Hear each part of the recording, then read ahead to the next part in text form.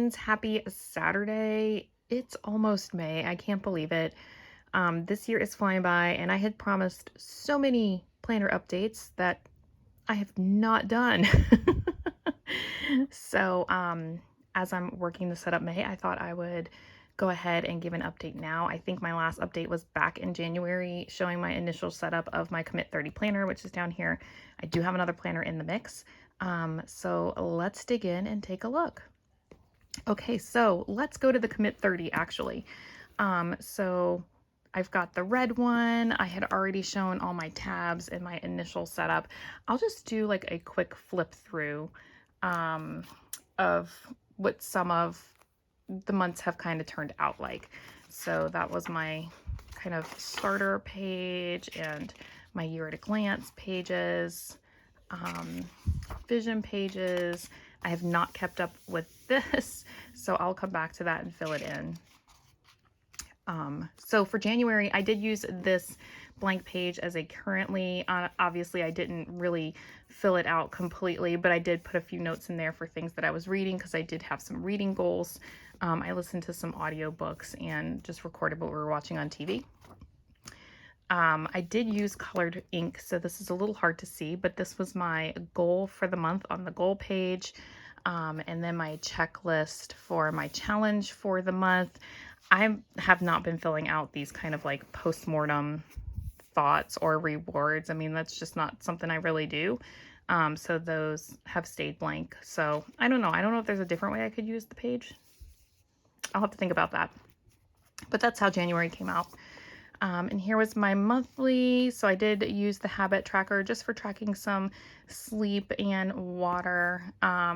I did highlight some days that I was traveling here, so I didn't really track my water so closely. So I just kind of put a line through those. And I did track my running miles. I do have to total those up for the last couple of months, but I did do it for January. And let's see. So when I started out, I was doing kind of like the 3 category type of layout using the 3 blocks here. And then I was writing my meal plan in this little section, as well as recording my steps for the day. And then just using general to-dos on the side where it's already pre-printed with these little check boxes. So that worked out pretty well. So I actually stayed with that layout for quite a bit. Now a little bit that I did change was, instead of putting my workout notes in a section here, I actually moved that here, where I actually just use like 1 row for meals. That's just planning the dinners for the week. And then I used these 2 rows as a block to put all of my workout notes. So that worked out really well. I'm still doing that now, but using that 3 category layout again. So that's kind of what I did there. I'm not great at keeping up with the habit trackers. I'm just gonna be honest. I try, but I'm not great. So that's kind of how January, you can see where I fell off a little bit. This is when I was traveling, so I did not bring my planner with me. So it's kind of thin there. And then this is where we're starting to get into some February. So February, I was going to use this as a goals page. Never came and filled it out. So there you have that. Again, never filled this out. So I've been hit or miss with some of these things. I'm going to try to recommit to following through with those, because I did really enjoy when I was doing it. But life got really busy in February because we had a big trip. I had a race that I was doing. I was pacing for the first time. So it was just kind of wild. All that was at the beginning of the month, and I just never really caught up. I did keep up with this for most of the month. I was trying to do 30 minutes of intentional movement. And so kind of checked some of those off. Here was the February monthly layout. And like I said, we were traveling for the first part of the month, traveling again here, and then traveling again here. So it was a really busy month. So kind of fell behind on, you know, those goals. And also the habit tracking, you can see I started out with it, but totally kiltered off later in the month. So that's all right. We try. Now in February, I did go more to a timed layout. So tried using those pre-stamped times. So just to show you The times are pre-stamped there. They're a little bit light, so I feel like you don't have to super commit to them. You can do the category style layout and just cover those numbers or ignore them. But I did want to try a timed layout because if you know me, I love a timed layout. I don't love it in this planner though, and we'll get into that. But I did try it here in February. And so I was boxing in my work hours here and then, you know, trying to write in all the appointments. We are super busy. And when I include my work schedule plus, you know, all the other things, it's a lot. Still doing meal tracking for dinners and still doing my workout tracking in this section here. So that was that. Oh, okay. So I went back to the categories. So like I said, I tried it. I struggle with it. You'll see I tried it again. But this week I went back to the categories. Did pretty well this week with keeping up the habit tracker. Even added some extra habit trackers there. So that was that. We went to the aquarium. So this was just like a card that I put in there from the aquarium. This was when we were we were on a little weekend getaway. So not too many notes there. So pretty much the same with that category layout. Then we get to March. So again, didn't use these pages. And then this, I didn't really, my goal was to start spring cleaning, but I didn't really have specific actions. So what I did was I actually just printed some things from Pinterest just as inspiration and things that I wanted to do. So I just put those in here as reference. I was trying to read at least 10 pages a day. I did pretty good with that for a while, but again, I cannot complete a tracker. I need my next challenge to be to actually complete a tracker. Maybe that'll be my challenge for May. So here was my monthly layout. Now I did fill in this tracker, did pretty good there. But here was my March layout. Did I just say May? March. This was March layout. And this one looks a little busy because I did include my kids' karate. Like their karate schedule tends to be the same every week, so I don't normally write it in this view. But I did try it just to see how it would look and if that helped my brain. So there you have it. Okay, and this is where I went back to the timed layout, was in March. So again, using the timed layout, I did not box in my work hours here, but I did highlight some things as we were going through the week. So you can see things for work I highlighted in one color, and then things that were personal I highlighted different color. I did try using colored dots to kind of color code whose thing this was. So like my son's karate versus my daughter guitar or karate. So pink dots for her, blue dots for him, green dots for my husband. That was okay. I've done symbols in the past, and I have these dot stickers for this reason, but I don't know, in practice I don't know that I like it very much.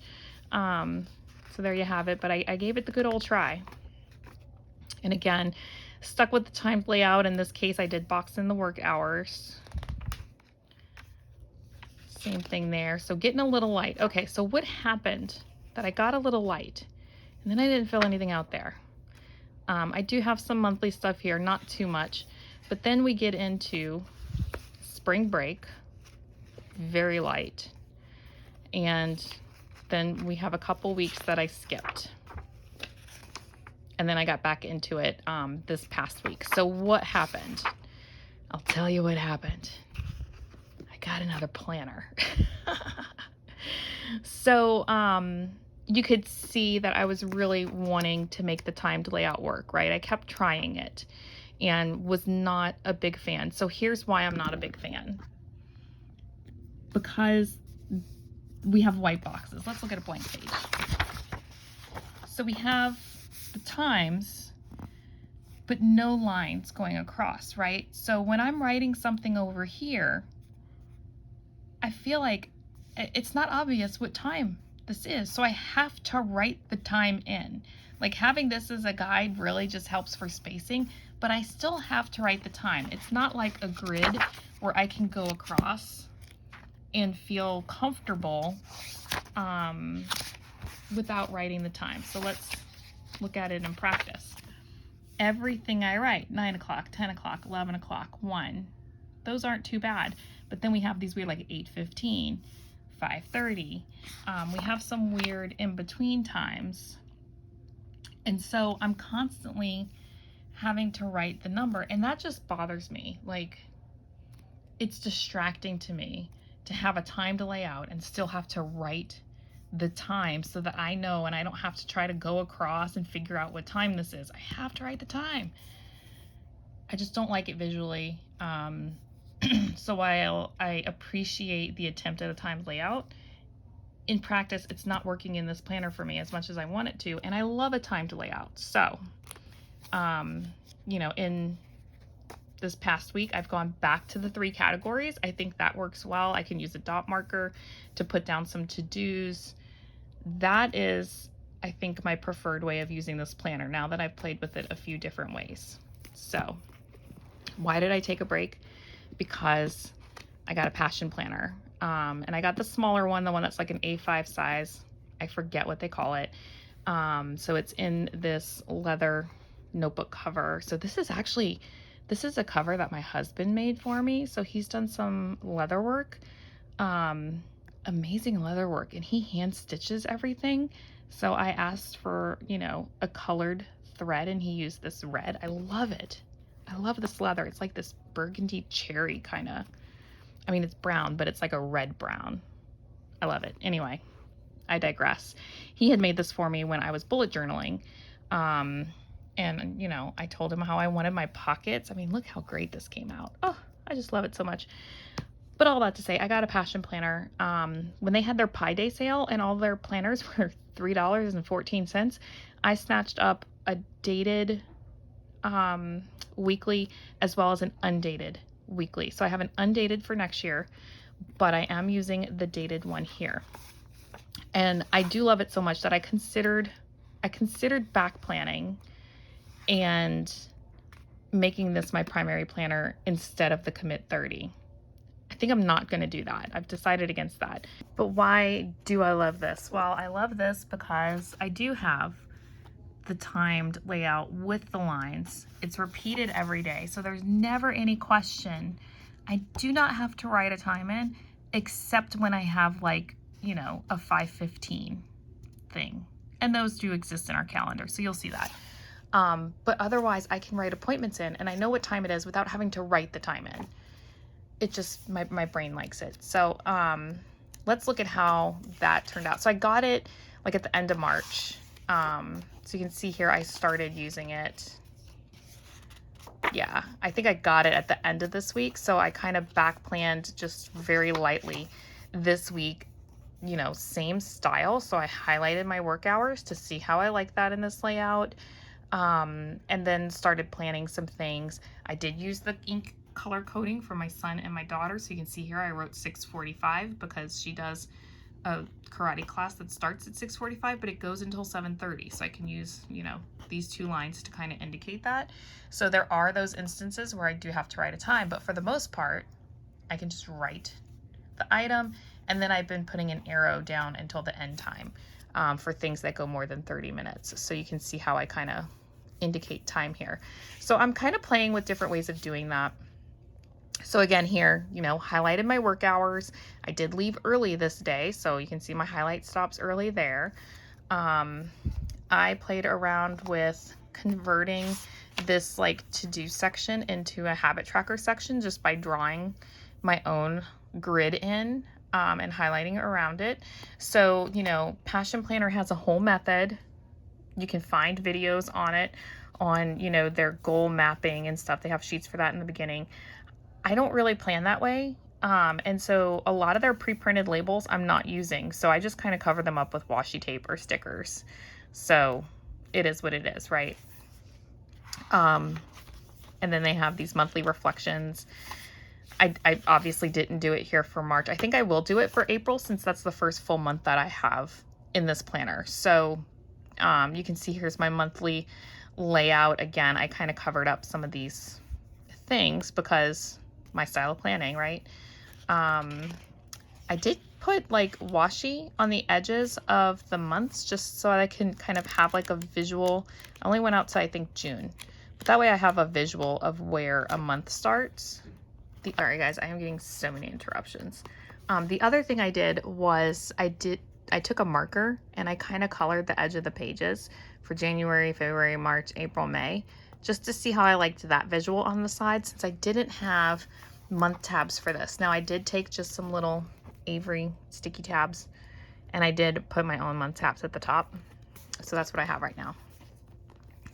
But let's look at April. So, I mean, you can see it's the same style of planning, right? So I've got habit tracker, I've got my timed layout, habit tracker, timed layout. Now we went to Disney World this week, so I didn't need to do a timed kind of thing. But what I did was I just kind of wrote down the things that we did on that day, just in this column. So it's not relative to the time. It's just I used the column to kind of write what we did for the day. It's not even true journaling. It's just recording what we did. And I like that. That worked out really well for times when there is no time on vacation. Yeah, so same thing. Now I am playing with different ways of using this white space down here. So I was sick this week, so I just wrote that in here because this was white and I didn't like it being white. So I'm just kind of decorating however to fill in the space. So this is working really well for me for the habit tracking and time based things. When do we need to have people where kind of things.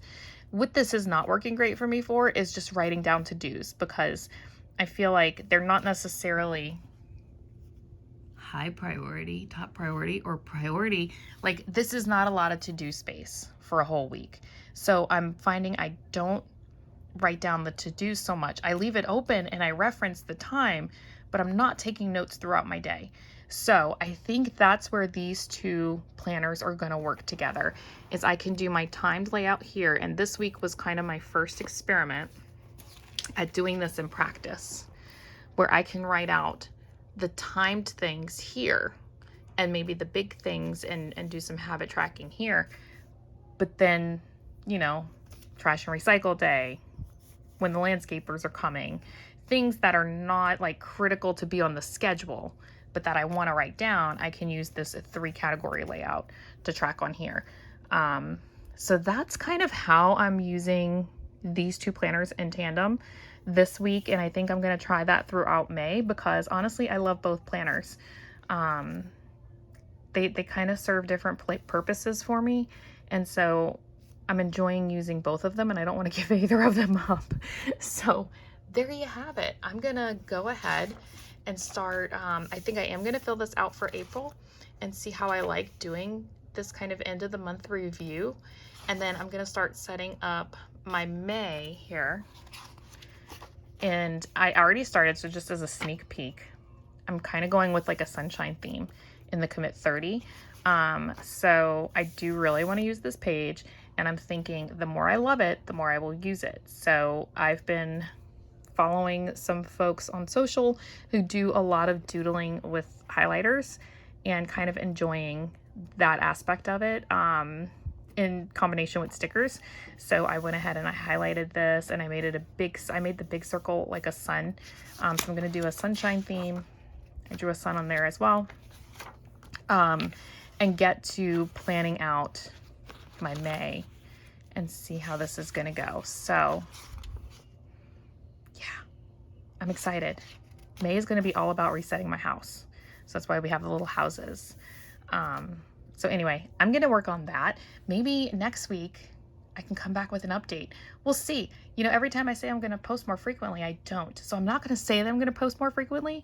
But we'll see what happens. That's the update for now, guys. I hope you're doing great. Hope you're still enjoying whatever planner you are in. Yeah, and I'll be back at some point.